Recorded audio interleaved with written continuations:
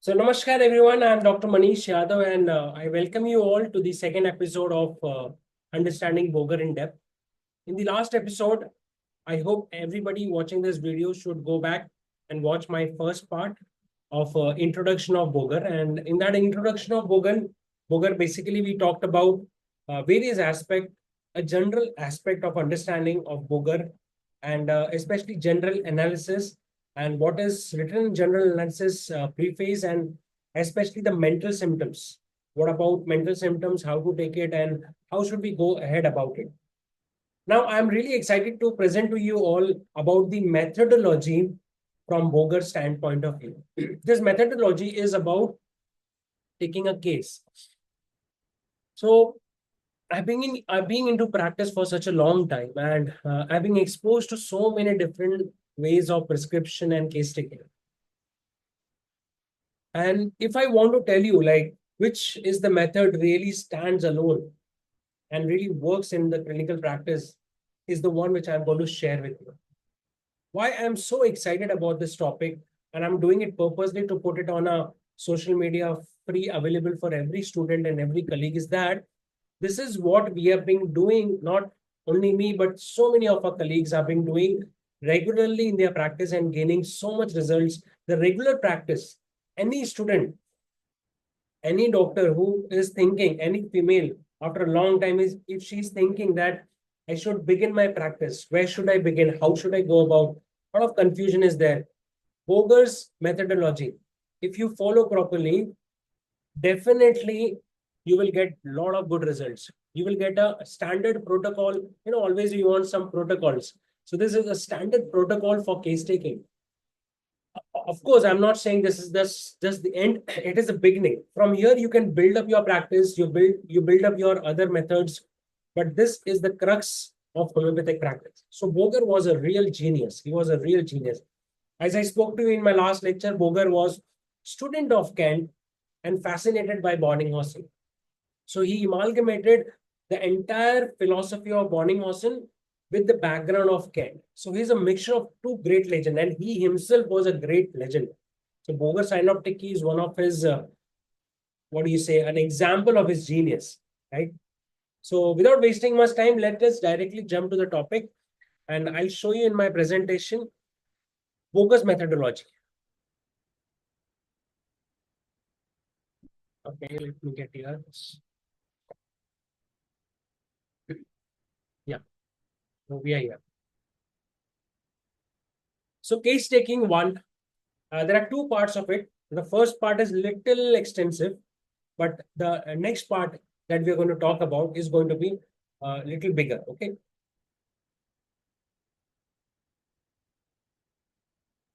As I told you that I'm reading Boger's understanding from various sources. In the earlier lecture, I talked about Dr. Rashid Akhtar's videos and his lectures. I promoted a lot, and I would love that people should go and watch and learn from him.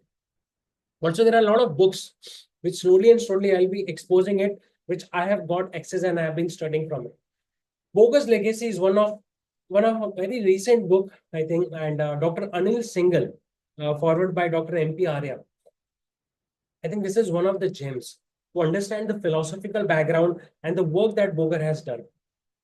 So what I'm going to talk about today, I have taken a lot of excerpts from this book also, majorly from this book, and it has helped me to formulate my entire lecture. A lot of pointers, in fact, paragraphs I have taken from this book also. So it's that important book. I think everybody should get one copy of it and start reading it and enhance their knowledge. What we are going to do is that we're going to learn from the forward. The entire forward of Boger's Synoptic Key is actually giving you everything, whatever you want. The entire methodology that we are going to talk about is given in the forward. And there are some great pointers that is written in the forward, and I would like to pinpoint few of them, and I would urge that you go and read it again and again. Also, like, Alan's keynote, when we talk about, I always tell my students that keep reading Alan's keynote preface, at least to first edition. When you keep reading those preface, you get the essence of the book, essence of the philosophy. And this forward of Boger is one of the best forward. In fact, all forwards, prefaces we should read. Like Kent repertory, you want to start understanding. You should read Kent repertory preface. A lot of ideas given there. BBCR you want to work on a repertory. You should go and read the BBCR forward. Burnett, you want to start reading Burnett tumors. Read the initial introduction part of it. So that gives you a lot of basic background and it makes your background very strong. So let's start forward from 5th edition. So he says, correct prescribing is an art of carefully fitting pathogenetic to clinical symptoms. So he says, the first thing he says, so let me first read it and then I will point out a few things.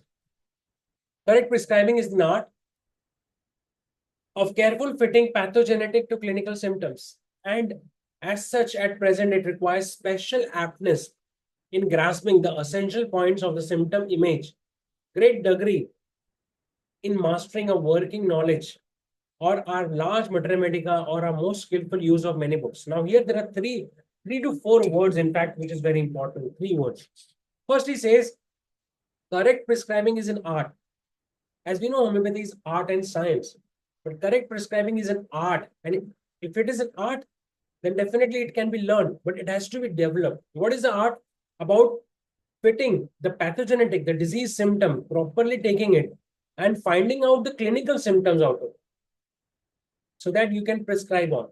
So it is an art to, and patient comes, he gives so many different symptoms. Out of that, you have to find out the symptoms which are prescribing symptoms, which are clinical symptoms. It requires aptness, means acute.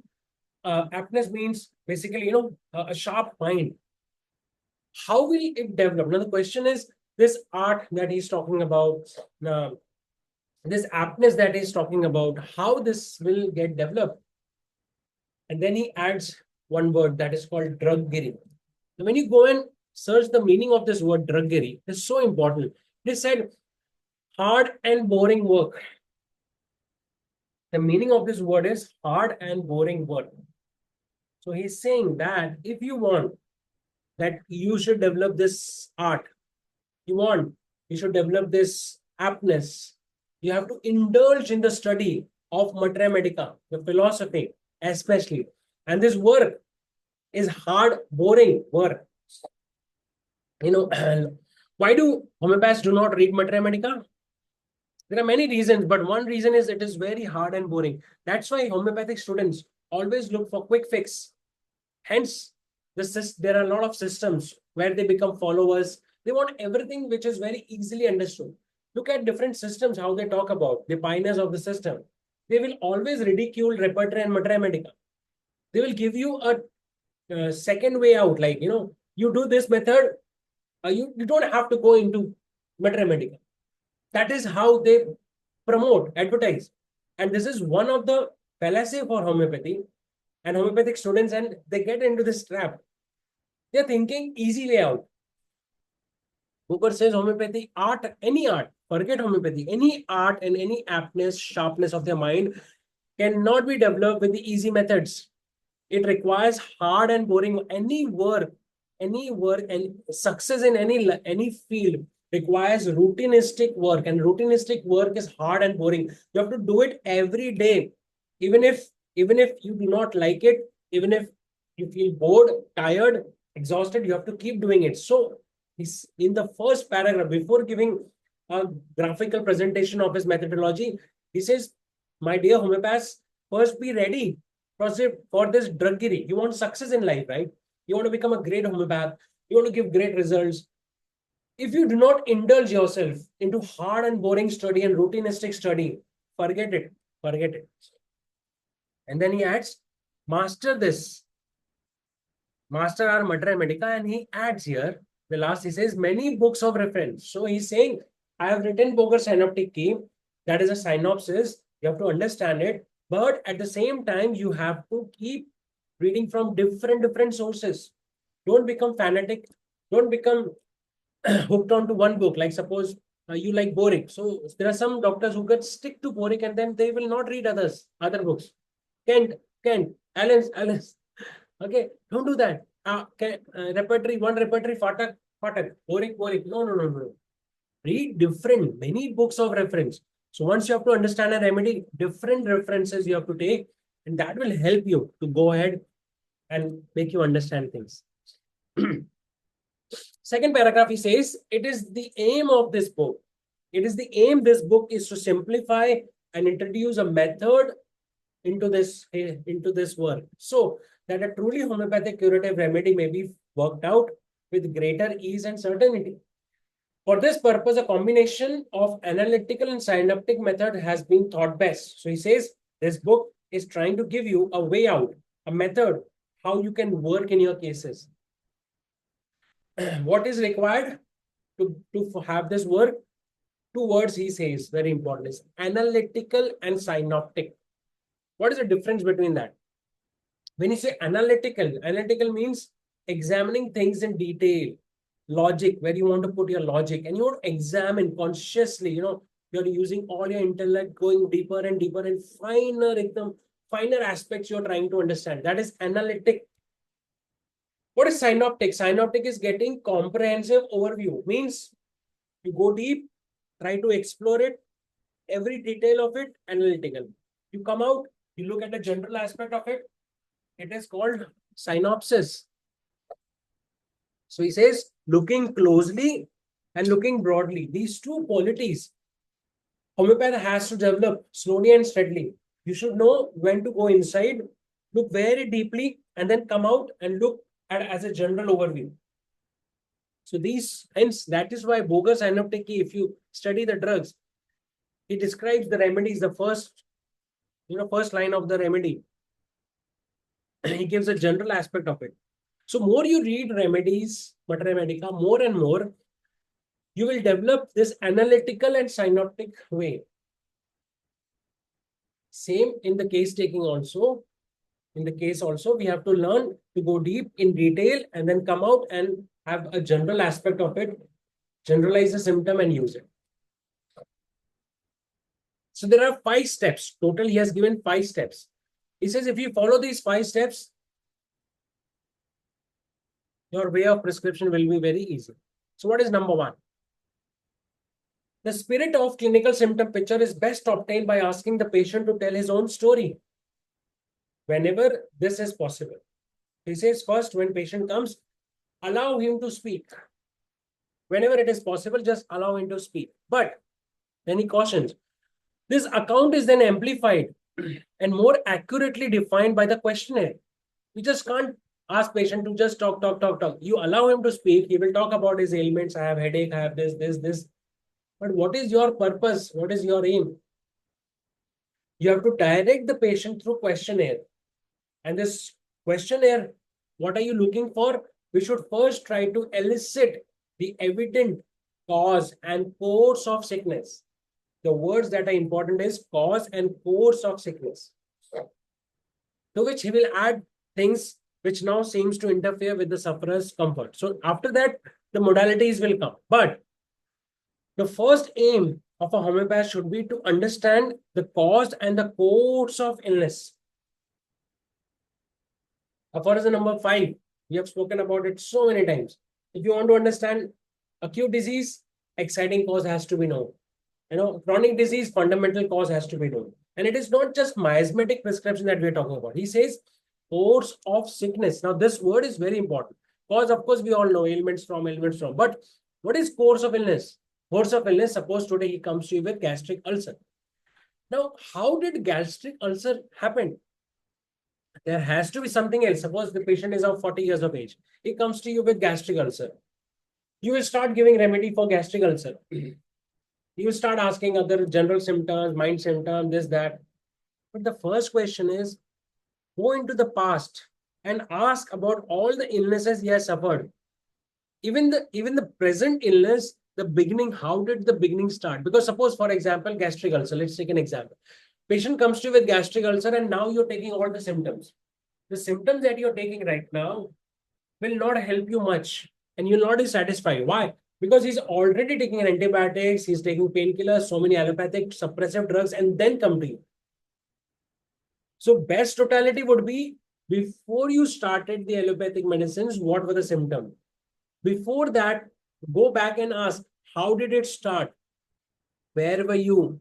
What did you eat? What was your lifestyle? What was your trauma? Everything before the illness began. This is number one about the present company. And you want to extend this course of sickness to understand is when a patient comes, like when patient comes to me, I will take his all illness. But number one thing is I will ask myself why this patient got ill. In the first hand, why this patient got ill. So I want to understand when was the first deterioration that happened in his health. So I will go back 20 years, 30 years, 14 years, childhood. When was the first attack on his healthy body and what was it? Then which was the next illness? Then which was the next illness? Then I follow this course of illness. Many a times my remedy gets clear in that. And present totality is just to confirm it. So number one, first step, he talks about course and cause of illness, cause of sickness. And in the first instance only, he says that in the first step, along with cause and course of illness, he talks about modalities.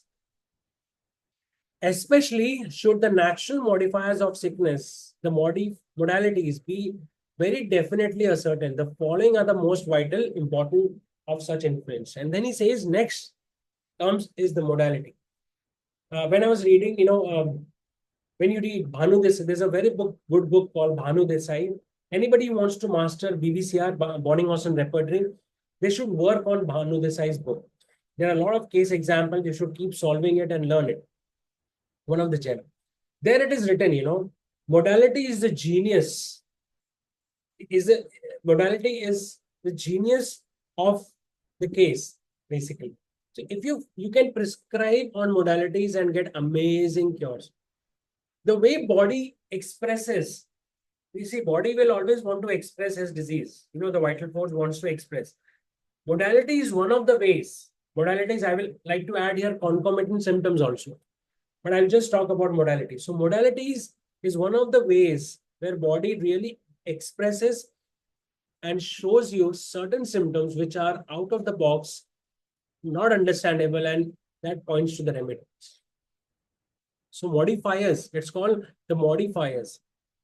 After this session, I'm going to put on a lot of cases, the clinical cases of Boger, and then of course I'm going to show a lot of cases in my own practice how I have used. In many cases I have used modalities, and this has just given me satisfactory results. So a homeopath should first develop this art of going into the past and getting the cause and the course of illness. Number one. Second, along with that, the modalities, properly taking the modalities, properly asking about the modalities, the aggravation and amelioration.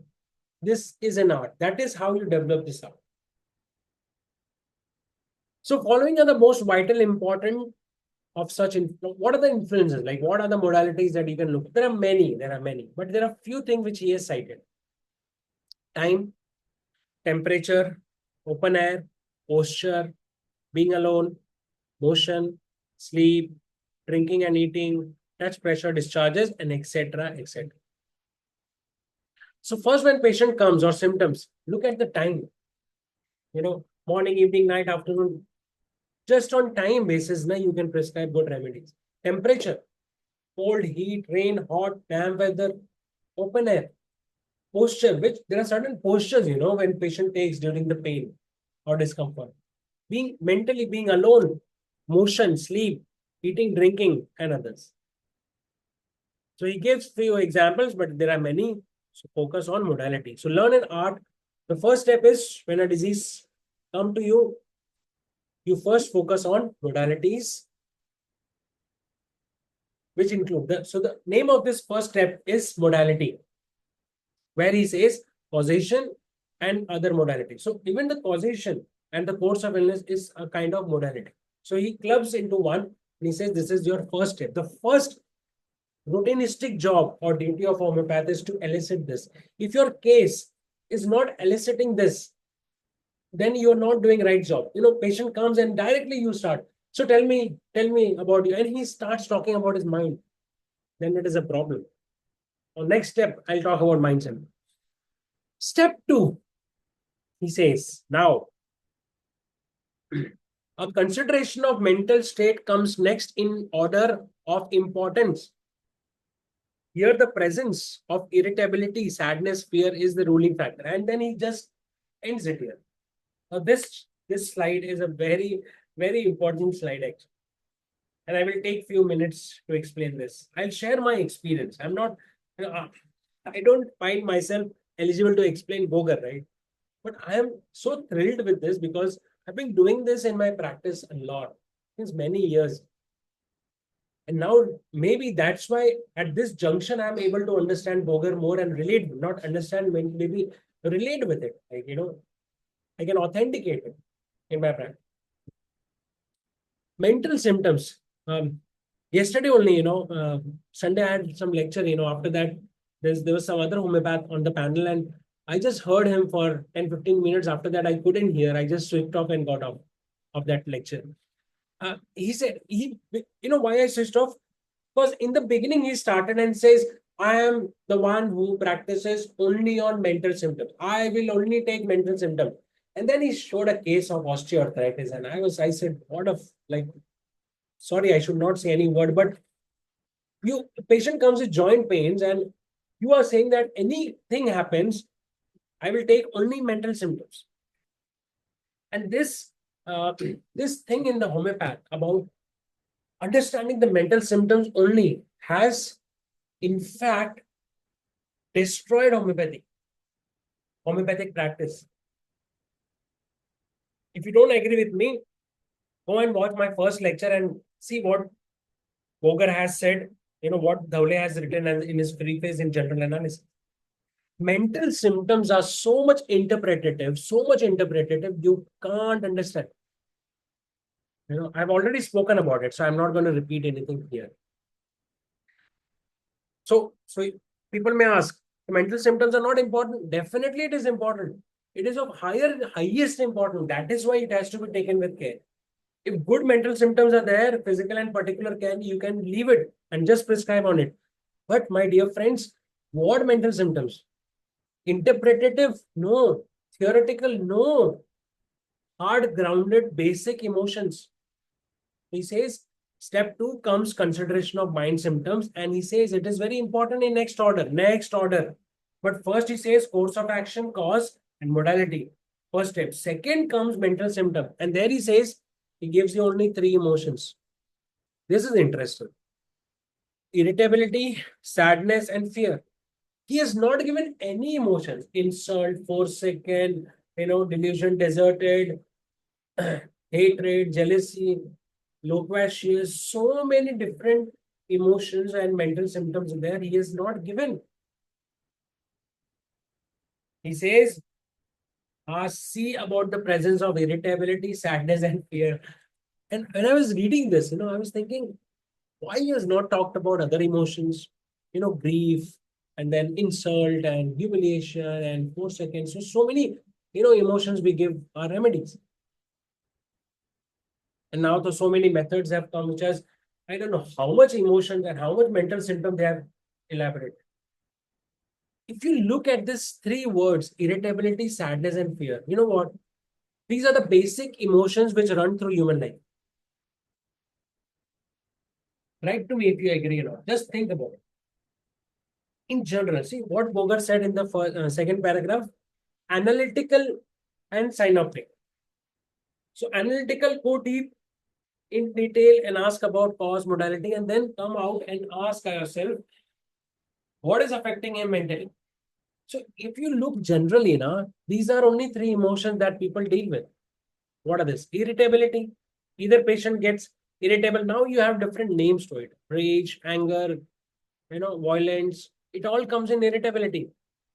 Sadness, grief, melancholia, all comes in sadness. Fear, all anxieties, phobias, anxiety, apprehension, all comes in this sector.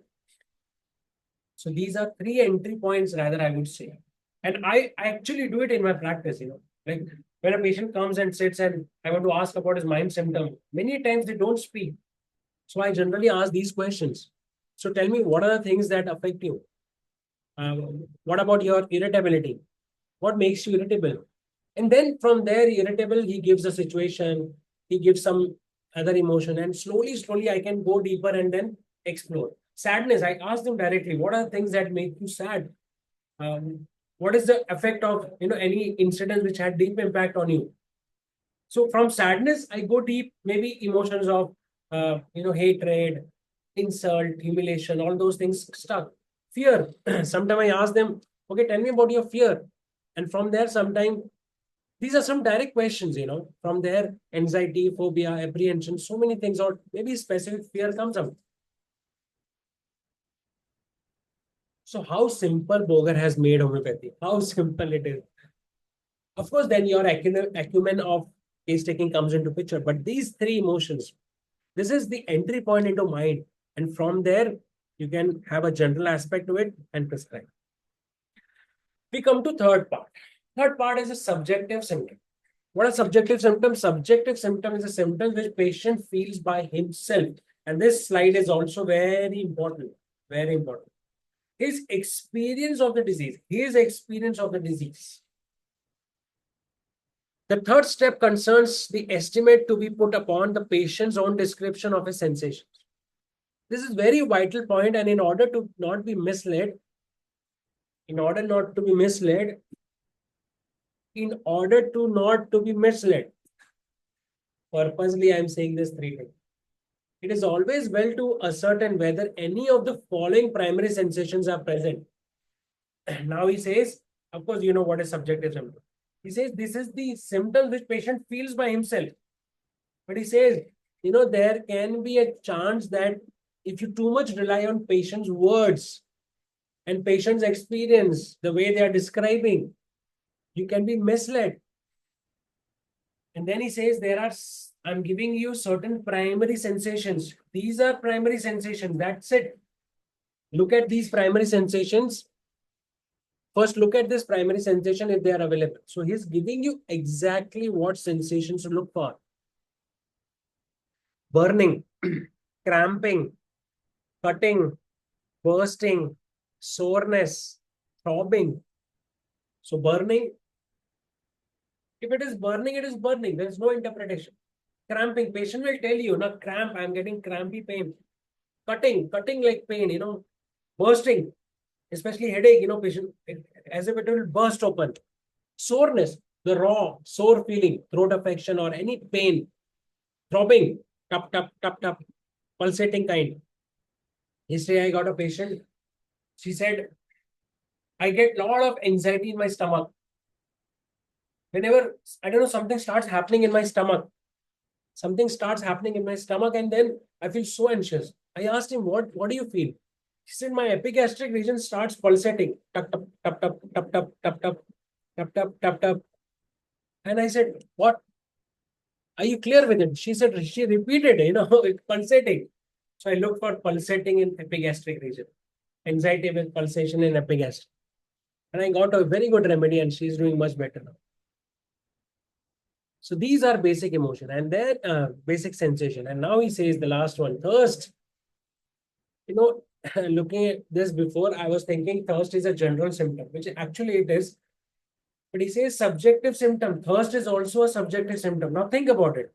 You feel thirsty. Whatever you feel is subjective. Whatever you feel is subjective. करता हूँ lecture चल रहा है हाँ lecture चल रहा है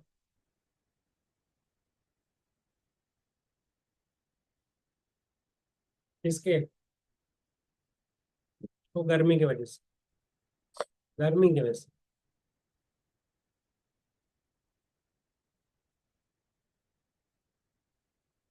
वो सर्दी से हुआ तो बताता हूँ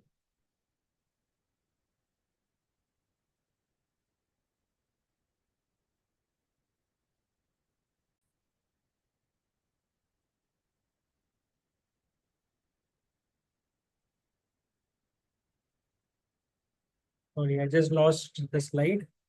Let me get back to the slide again.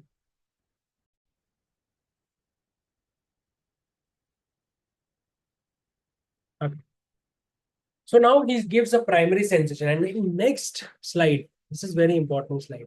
He says there may be many others. So he's saying it is not just limited. There may be many others, many others.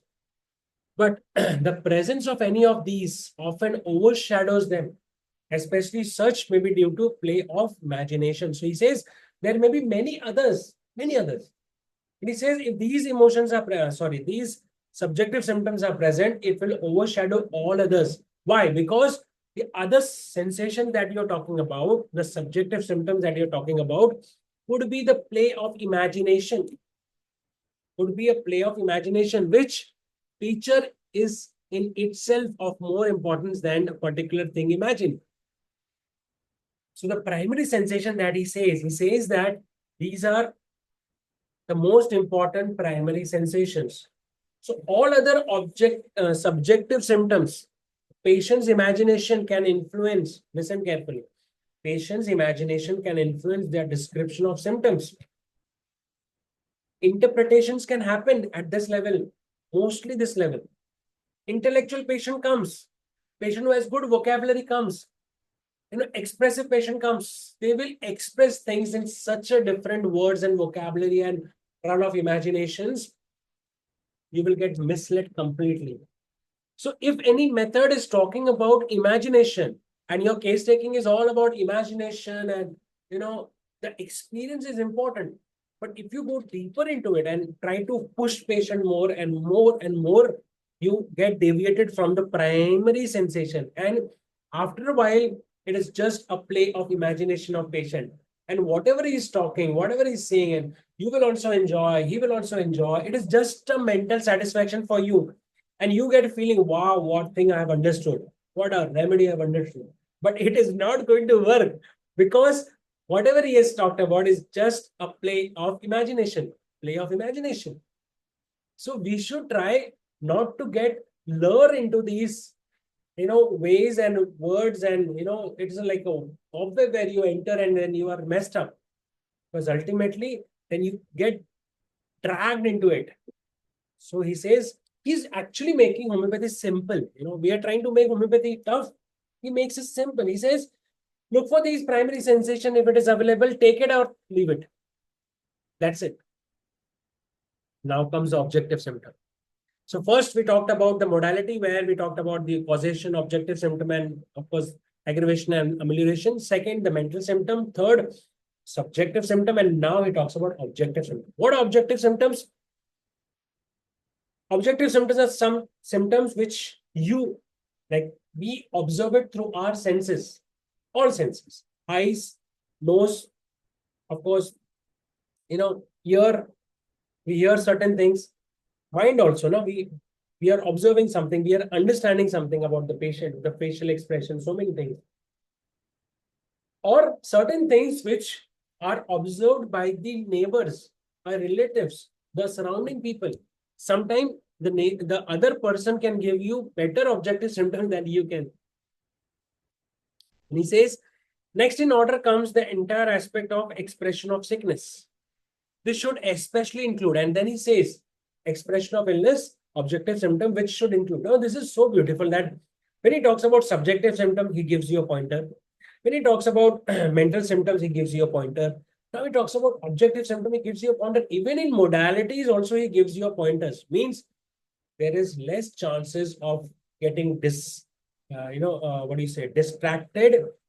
and more grounded you can be. How beautifully, Boger has narrated. I'm really impressed, and I'm so happy that, I picked up this study, and I hope it helps a lot of homeopathic students. That is the only purpose I'm making this, these videos. Next is, what are those things that you will observe? Facial expression.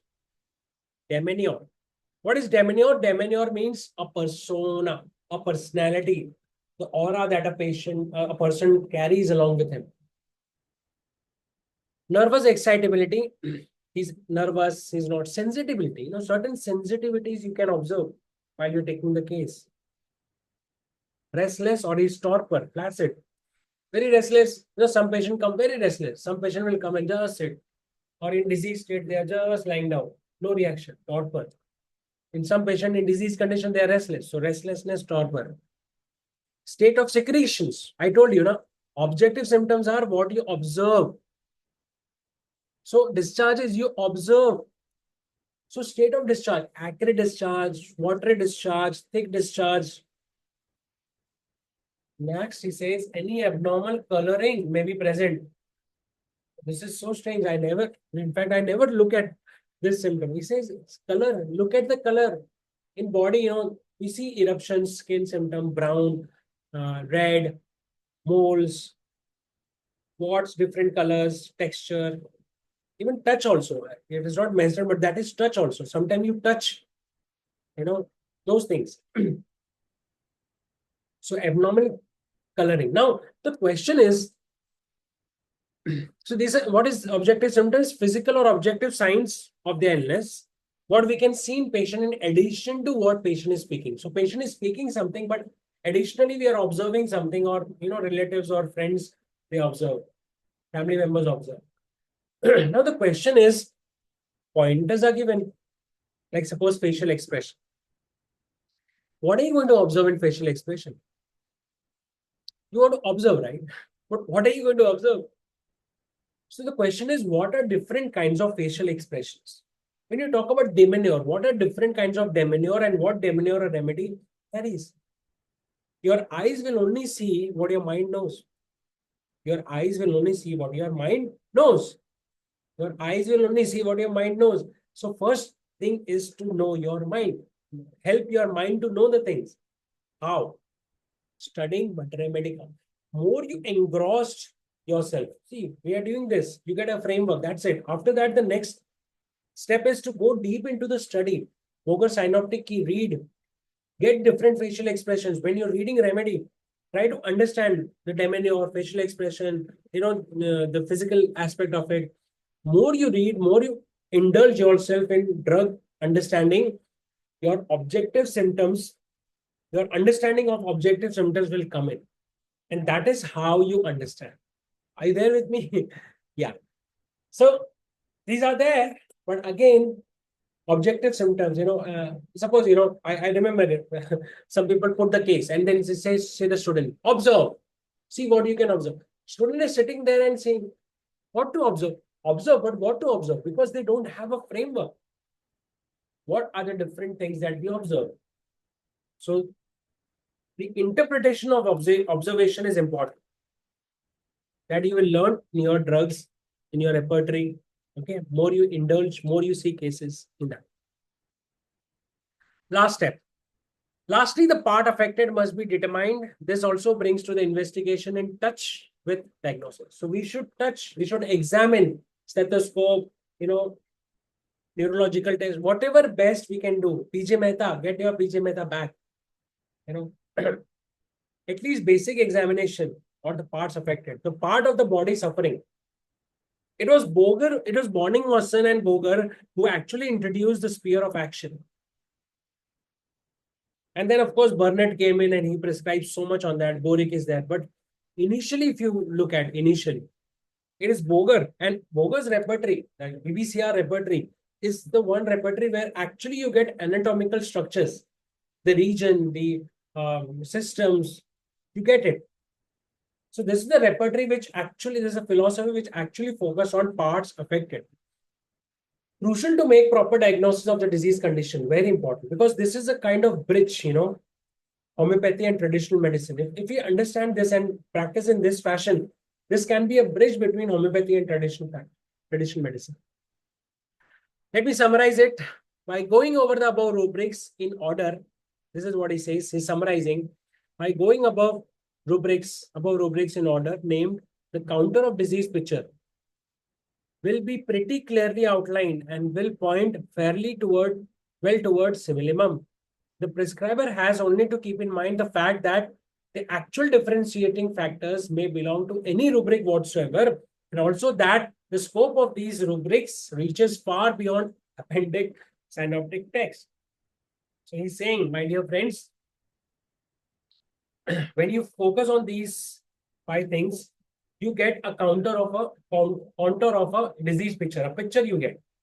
And it's very easy to come to the simillimum. And then he adds, and keep in mind the fact that actual differentiating factor may belong to any rubric. So It is not that all the 5 points has to match. Maybe one or two will match and you will come to the remedy. Maybe you prescribe on course of illness, maybe a modality, maybe some sensation, maybe just an objective symptom. It is not that all the thing has to match. Maybe in some case you will just look at the part affected and you prescribe. And he says you have to go beyond this. Don't just limit yourself to synoptic test. In the first part also he says. So he is promoting that you should expand your search, other books, other philosophies, and amalgamate it completely. So 5 steps. What are those? Modalities, the mind, the sensations, the objective aspects, parts affected. That's it. So following these steps, you will have clear picture of illness. Number one. Second, remember any symptom or characteristic can be the key to finding the right remedy. And these categories cover more than just basic tests. This is also important. Means this is just a framework. You might prescribe on any one of them, but you should keep this thing in your mind. The disease distinctive feature could come from any category. So keep an open mind. And this is a diagram. This is the diagram that you should start in your clinic. These are 5 pointers for you to remind you again and again and again. Again and again, you will keep reminding it. So that you don't get swayed or don't get distracted or misled when a case is being taken. I'm telling you guys, if we follow the system properly if we follow it,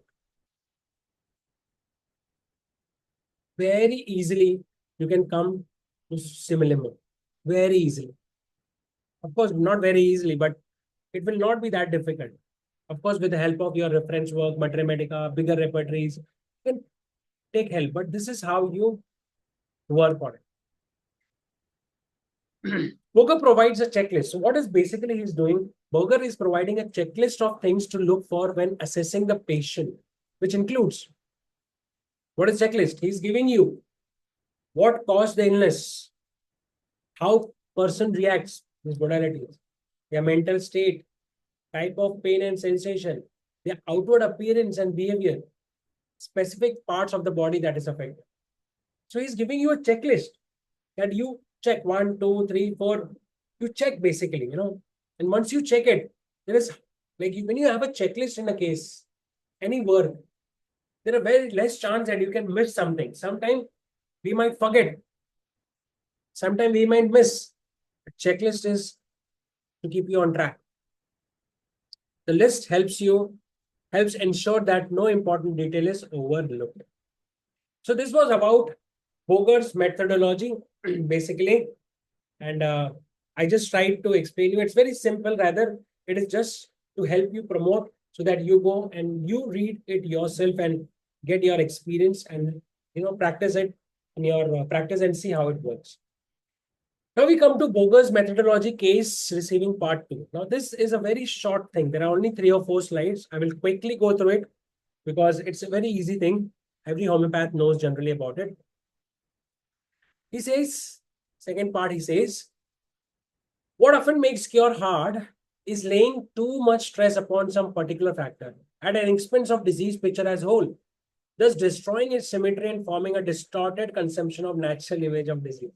So here, Boger is actually warning against potential pitfall of accusing too much a single symptom. Like single symptom comes or single factor comes, sometimes we give lot of emphasis to it, and leave the entire picture of the disease.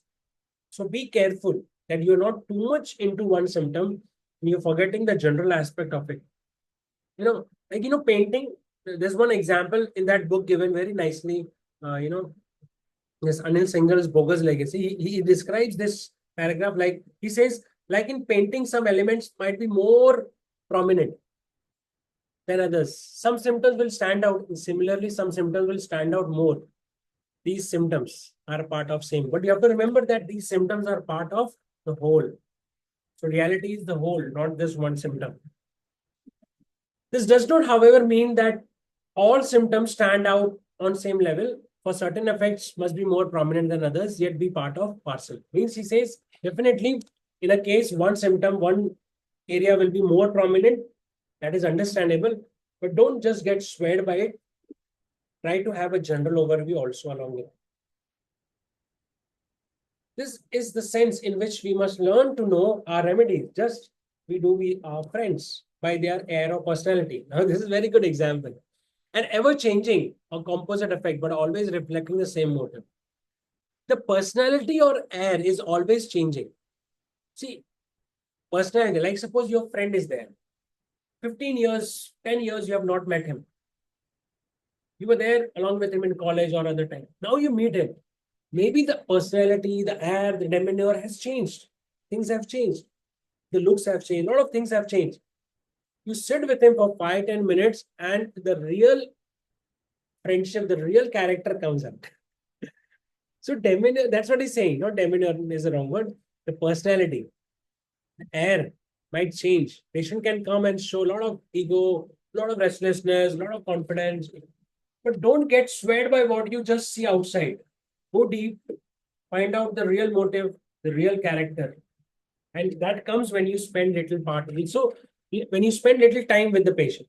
And also when you learn a remedy like a friend, you again I'm saying the same. That is the crux. When you indulge yourself in reading the drugs and the remedies too much, then it is hard to miss. How much ever patient comes in a compensated way, it is hard to miss. Hard to miss. Then he says reason for failure. Now this is very interesting.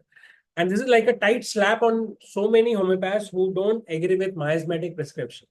Boger is saying this. What he says, whenever the chosen remedy excites little or no reaction, the selection either been faulty.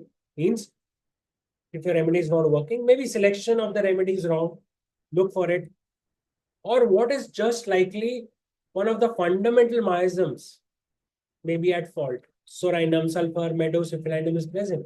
So here he says there are two reasons for failure. Number one, incorrect choosing the remedy or the fundamental miasm. So here he emphasizes about miasms. Very important is intercurrent miasms. You should learn how to understand miasms, how to pick up the miasmatic remedies. We should learn chronic disease. We should go and read Allen's miasm. This will help too much in your practice, too much in your practice. And last he comes and says, last slide, he says, cautioning against hastiness in changing remedies. Now, this is very important. Boger was a person which I understood was a traditional thinker where he would change the remedy, not easily he would change the remedy, but rather potency, he would go slowly, one up, one up, one up, one up, one up. So he says, whenever the general benefit derived from single dose lags, the remedy should be repeated in the next higher potency instead of looking for another new symptom as an indicator for some other drug. So when a patient comes and is not better, don't be hasty to prescribe on new symptoms. Rather increase the potency for only the most inveterate rooted dyscrasias. So he's giving exemption. There are certain inveterate, means very deep pathological condition, complex conditions. There you might need to change the remedy because symptoms are very superficial there. But generally, the kind of cases that we see, don't be in haste to change the remedy faster because you'll be confused after 4-5 follow-ups. Sometimes we can advantageously change to another potency scale of the same remedy before attempting to scrutinize the remaining picture or those new development, which must point toward our next choice. So that's the same thing he's saying. Look for change of potency rather than remedy and beware of it. Nor should this successor be chosen until a new symptom picture disease phase takes a fairly definite or settled form. Of course, there can be a time when complete change of picture can happen, complete change. So when complete change of picture happens, disease state is changed and it settles and you can see it every follow-up coming up, then of course you go and change the remedy. So I'm done with it, my friends, and I just tried to summarize the entire Boger concept, and of course it is something which a lot of homeopaths know. Maybe in a course of duration, we have forgotten it. This is a small attempt to get things on track, to share it to my community.